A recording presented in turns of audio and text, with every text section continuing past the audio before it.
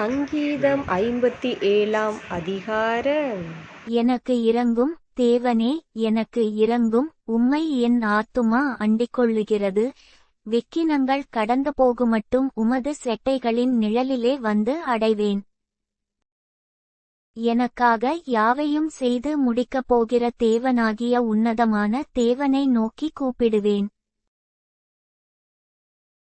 என்னை விழுங்க பார்க்கிறவன் என்னை நிந்திக்கையில், அவர் பரலோகத்திலிருந்து ஒத்தாசை அனுப்பி என்னை இரட்சிப்பார்.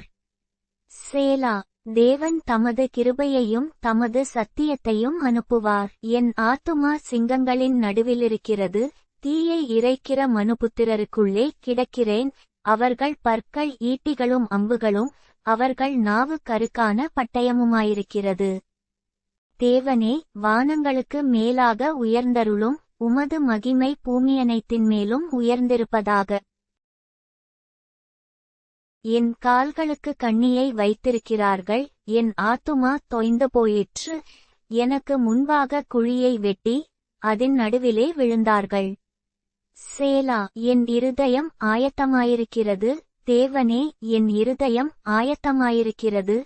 நான் பாடிக் கீர்த்தனம் பண்ணுவேன்.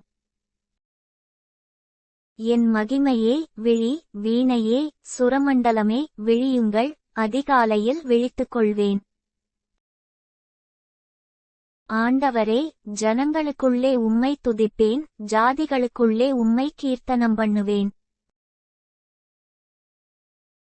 உமது கிருபை வானபரியந்தமும் உமது சத்தியம் மேகமண்டலங்கள் பரியந்தமும் எட்டுகிறது. தேவனே, வானங்களுக்கு மேலாக உயர்ந்தருளும். உமது மகிமை பூமியனைத்தின் மேலும் உயர்ந்திருப்பதாக.